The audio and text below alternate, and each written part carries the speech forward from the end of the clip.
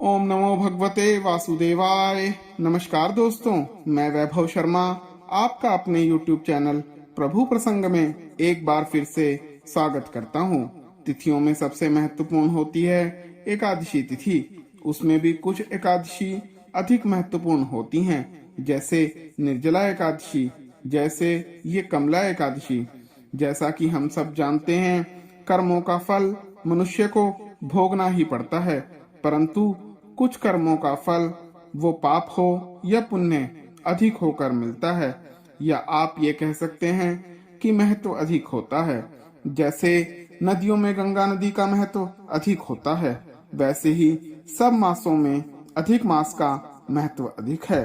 पुरुषोत्तम मास या अधिक मास में किया गया कर्म, वो पाप हो या पुण्य, उसका फल अधिक होकर मिलता है।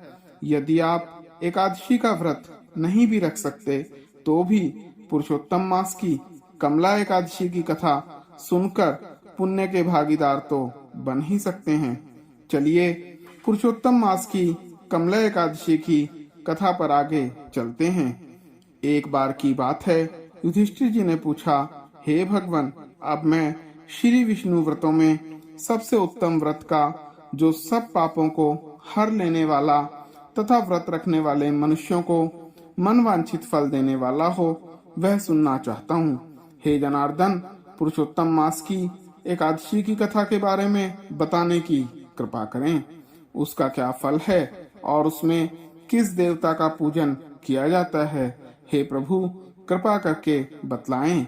किस दान का क्या पुण्य है? मनुष्यों को इस दिन क्या करना चाहिए? इस दिन किस मंत्र का जप होता है? कैसी विधि या पूजन इस दिन मनुष्य को करना चाहिए? हे पुरुषोत्तम, कृपा करके बताएं, पुरुषोत्तम मास में किस अन्न का भोजन उत्तम है? भगवान श्री कृष्ण बोले, राजेंद्र, अधिक मास आने पर जो एकादशी होती है वह कमला एकादशी के नाम से प्रसिद्ध है। वह सब तिथियों में उत्तम तिथि है। उसका व्रत के प्रभाव से लक्ष्मी अनुकूल होती है। उस दिन ब्रह्म मुहूर्त में उठकर भगवान पुरुषोत्तम का स्मरण करें और विधि पूर्वक स्नान करके व्रती पुरुष एकादशी का व्रत का नियम धारण करे। घर पर जप करने से 1 गुना, नदी के तट पर जप करने से 2 गुना, और गौशाला में जप करने से सहस्त्र गुना, और अग्निहोत्र में 1100 गुना, शिव के क्षेत्रों में, तीर्थों में, देवताओं के निकट तथा तुलसी के समीप 1,00,000 गुना, और भगवान विष्णु के निकट जप करने से अनंत गुना फल अधिक मास में मिलता है। अवंतीपुरी में शिव शर्मा नामक एक श्रेष्ठ ब्राह्मण रहते थे। उनके 5 पुत्र थे।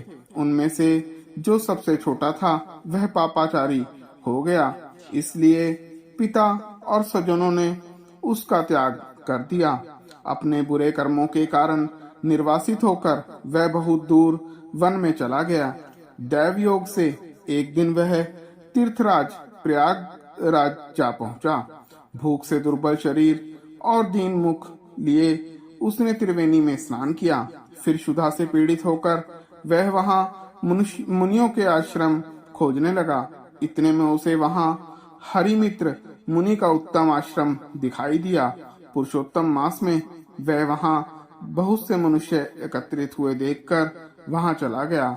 आश्रम पर पाप नाशक कथा कहने वाले ब्राह्मणों के मुख से उसने श्रद्धा पूर्वक कमला एकादशी की महिमा सुनी, जो परम पुण्यमयी और भोग और मोक्ष प्रदान करने वाली है। जय शर्मा ने विधि पूर्वक कमला एकादशी की कथा सुनकर उन सब के साथ मुनि के आश्रम पर ही व्रत किया।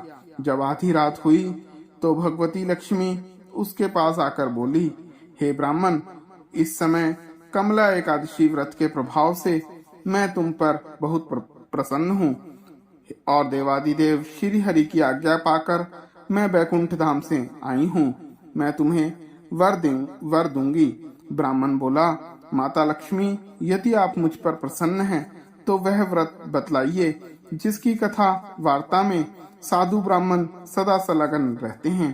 लक्ष्मी जी ने कहा, हे ब्राह्मण, एकादशी व्रत का महात्म्य सुनने योग्य सर्वोत्तम विषय है। यह पवित्र वस्तुओं में सबसे उत्तम है। इससे दूसरोपन का नाश तथा पुण्य की प्राप्ति होती है। अतः इसका यत्न पूर्वक श्रवण करना चाहिए। उत्तम पुरुष श्रद्धा से युक्त हो एक या आधे श्लोक का पाठ करने से भी करोड़ों महापातकों से तत्काल मुक्त हो जाता है। जैसे मासों में पुरुषोत्तम मास और पक्षियों में गरुड़ तथा नदियों में गंगा श्रेष्ठ है, उसी प्रकार तिथियों में द्वादशी तिथि उत्तम है। समस्त देवता आज भी एकादशी व्रत के ही लोभ से भारतवर्ष में जन्म लेने की इच्छा रखते हैं। देवगण सदा ही रोग शोक से रहित भगवान नारायण का पूजन करते हैं। जो लोग मेरे भगवान नारायण के नाम का सदा भक्ति पूर्वक जप करते हैं, उनकी ब्रह्मा आदि देवता सर्वदा पूजा करते हैं। जो लोग श्री हरि के नाम जप में संलग्न हैं, उनकी लीला कथाओं में के कीर्तन में तत्पर हैं तथा निरंतर श्री हरि की पूजा में ही प्रवृत्त रहते हैं, वे मनुष्य कलयुग में कृतार्थ हैं। यदि दिन में एकादशी और द्वादशी हो तथा रात्रि बीतते बीतते त्रियोदशी आ जाए, तो इस त्रियोदशी के पारण में 100 यज्ञों का फल प्राप्त होता है। व्रत करने वाला पुरुष चक्र सुदर्शनधारी देवाधिदेव श्री विष्णु के समक्ष निम्नांकित मंत्र का उच्चारण करके भक्ति भाव से संतुष्ट चित्त होकर उपवास करे। वह मंत्र इस प्रकार है, एकादश्याम निराहरे स्थितित्वाहम परे अहनि भोक्ष्यामि पुंडरीकाक्ष शरणम में भवाच्युत। कमलनयन भगवान अच्युत, मैं एकादशी को निराहार रहकर दूसरे दिन भोजन करूंगा, आप मुझे शरण दें। तत्पश्चात व्रत करने वाला मनुष्य मन और इंद्रियों को वश में करके गीत, वाद, नृत्य और पुराण पाठ आदि के द्वारा रात्रि में भगवान के समक्ष जागरण करे।